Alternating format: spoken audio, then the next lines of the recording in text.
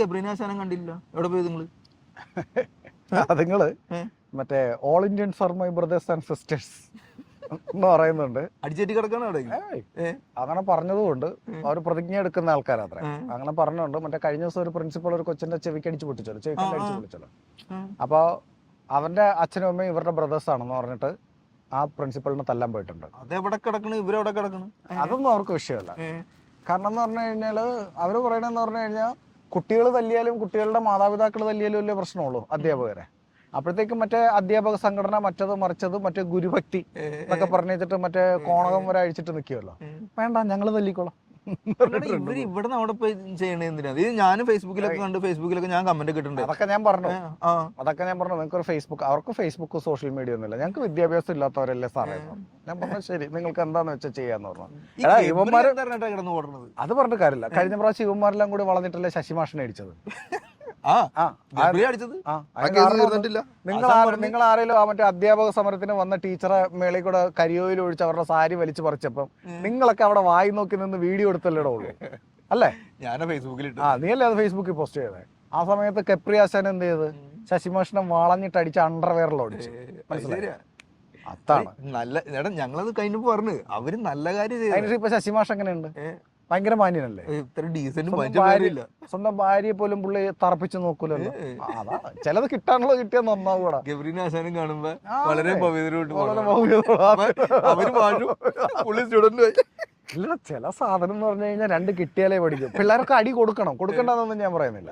പക്ഷെ എന്ന് പറഞ്ഞു കഴിഞ്ഞാൽ അത് സ്നേഹത്തിൽ കൂടെ ആയിരിക്കണം. അല്ലാതെ അടിച്ച് ചവക്കല്ല് ഒടിക്കാനായിട്ട് ഇവനാര് ഒന്നും പറയുന്നില്ല. ആ പ്രിൻസിപ്പാളിനെങ്ങാനും കൈ കിട്ടിയാലുണ്ടല്ലോ ഇടിച്ചു വാരിയെല്ലാം ഉള്ളിൽ പിരിച്ച് കയറ്റും. ജാമ്യത്തിലെടുക്കാൻ വേണ്ടി വരുമോ? അതൊന്നും വേണ്ട, അതൊക്കെ ഇവർക്കറിയാം. ഇവർക്ക് കളിക്കാൻ അറിയാം. നിങ്ങൾ വിചാരിക്കുന്ന ടീമൊന്നുമല്ല ആശാൻ. നല്ല കൊട്ടേഷൻ കളിച്ച് തന്നെ ആശാൻ ഈ ലെവലിൽ വന്നത്. അതെ, ഇത് നമ്മുടെ അച്ഛൻ്റെ അടുത്ത് പറഞ്ഞല്ലേ, ലോകട്ടോ ഇല്ലെങ്കിൽ വേദപാഠ ക്ലാസ്സിൽ പിള്ളേരെ തള്ളിയതിന് ഞാൻ കുരിശി കയറ്റിയായിരുന്നു. അതല്ല അച്ഛനിപ്പോ ഭയങ്കര ഭവ്യത നല്ലോ. ഇല്ലടാ ശരിക്കും, എന്നാലും അടിച്ചത് വളരെ മോശമായി. അത് പറഞ്ഞിട്ട് കാര്യമില്ല. ചില അധ്യാപകർക്കും ചില പോലീസുകാർക്ക് ചില സർക്കാർ ഉദ്യോഗസ്ഥന്മാർക്കൊക്കെ ഒരു തോന്നലുണ്ട് ഇവരെന്തോ വലിയ സംഭവമാണ്. പക്ഷെ ഇവന്മാർക്ക് മനസ്സിലാക്കേണ്ട ഒരു കാര്യമുണ്ട്, നമ്മുടെ ജനങ്ങളുടെ കുഴപ്പമാണ്. നമ്മൾ എന്ത് ചെയ്യുന്നു, വോട്ടും ചെയ്ത് ജയിപ്പിച്ച് രാഷ്ട്രീയക്കാരെ കൊണ്ടുവന്ന് ഇവന്മാര് നിയമിക്കുന്ന കുറെ മരക്കഴുതുകളുണ്ട്. അവന്മാരാണ് ബാക്കി കാര്യം നടത്തുന്നത്. ഇവന്മാരുടെ വിചാരം എന്താണോ, ജനങ്ങളെ സേവിക്കാനായിട്ടല്ല ഇവരുള്ളത്, ജനങ്ങൾ ഇവരെ സേവിച്ചോണം, അവര് അധികാരമുള്ളവരാണ് എന്നുള്ള ഭാവമുണ്ട്. അതൊക്കെ എടുത്തു കളഞ്ഞ് ഇതുപോലെ കുറച്ച് വിദ്യാഭ്യാസം ഇല്ലാത്ത ആൾക്കാർ വരണം. കാരണം എന്താണോ, ഇവരെന്തിനാ തല്ലുന്നതെന്ന് വെച്ച് കഴിഞ്ഞാൽ ഇവർക്ക് കാരണമുണ്ട്. നമുക്കെന്ന് പറഞ്ഞാൽ ഇമേജ് പോകും, നമ്മുടെ കുട്ടികളെ ബാധിക്കും, നമ്മുടെ മേളിൽ പോലീസ് കേസ് വരും. ഇവർക്ക് അങ്ങനെയൊന്നുമില്ല.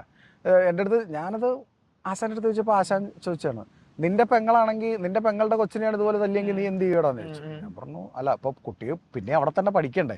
ഇതൊക്കെയാണ് പഠിക്കേണ്ടെന്ന് വെക്കണോടാ, വിദ്യാഭ്യാസം വേണ്ട. കാരണം എന്ന് പറഞ്ഞാൽ ഇത്രയും സംസ്കാരവും വിവരവും ഇല്ലാത്തവനാണ് പഠിപ്പിക്കുന്നെങ്കിൽ പിന്നെ അവിടെ എന്തിനാ കുട്ടികൾ പഠിക്കാൻ പോകുന്നത്? ട്യൂഷന് വിട്ടാ പോരെന്ന് വെച്ചു. അവരുടെ ചിന്താഗതി അല്ല ആശൻ, എനിക്ക് ഞെട്ടിയ കാര്യമുണ്ട്. ആശൻ ചോദിച്ചത് ആ ബൈജൂസ് ആപ്പെടുത്ത് വെച്ച് പഠിച്ചാ പോരെന്ന്. ഞാൻ ഞെട്ടി. ആശൻ ഇതൊക്കെ പഠിച്ചോ?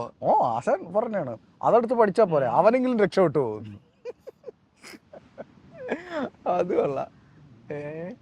ഇപ്പൊ എന്താക്കോ ഉമ്മര് പോയിട്ട്? നമ്മുടെ മന്ത്രി ശിവൻകുട്ടി എന്തൊക്കെയോ പറഞ്ഞിട്ടുണ്ട്, ദൈവത്തിനറിയാം. ഒന്നും ചെയ്യാൻ പോകുന്നില്ലടോ. കാരണം എന്ന് പറഞ്ഞു കഴിഞ്ഞാല് ഒരു കേസെടുക്കും, പിന്നെ മറ്റേ അധ്യാപക സംഘടനകളല്ലേ ഇതിൽ ഇടപെടും, പ്രശ്നം പരിഹരിക്കും. കിട്ടി, കുട്ടിക്ക് കിട്ടി. പിന്നെ എനിക്ക് അതിൽ ഏറ്റവും വിഷമം എന്താന്നോ, അവിടെയുള്ള മറ്റു മൊണ്ണകളോടാണ്. കാരണം എന്ന് പറഞ്ഞാൽ ഇതിനെതിരെ പ്രതിഷേധിക്കാൻ പോലും നിന്നിട്ടില്ല. നമ്മുടെയൊക്കെ സമയമായിരിക്കണമായിരുന്നു പ്രിൻസിപ്പാൾ ചുമരൊക്കെ അറിയാനായിരുന്നു. ഒരു കാര്യം മനസ്സിലാക്കുക, ഗുരുഭക്തിയൊക്കെ വേണം, അത് ഗുരുവായിരിക്കുന്നവരടുത്ത്. അതിനപ്പുറത്ത് കളിച്ചു കഴിഞ്ഞാല് ലോകത്തെ ഏറ്റവും വലിയ മണ്ടത്തരം കാണിച്ചത് എന്താന്നോ, മണ്ടത്തരം കാണിച്ചേക്കുന്നത് നമ്മൾ അതാണ് വലിയ കാര്യമായിട്ട് പറയുന്നത്. മറ്റേ ഏകലവിന്റെ അടുത്ത് അയ്യോ നിന്റെ വിരല് വേണം, എനിക്ക് ദക്ഷിണ വേണം എന്ന് പറഞ്ഞ ഉടനെ മുറിച്ചു കൊടുത്ത് അവനാണ് മണ്ടൻ. മനസ്സിലായ?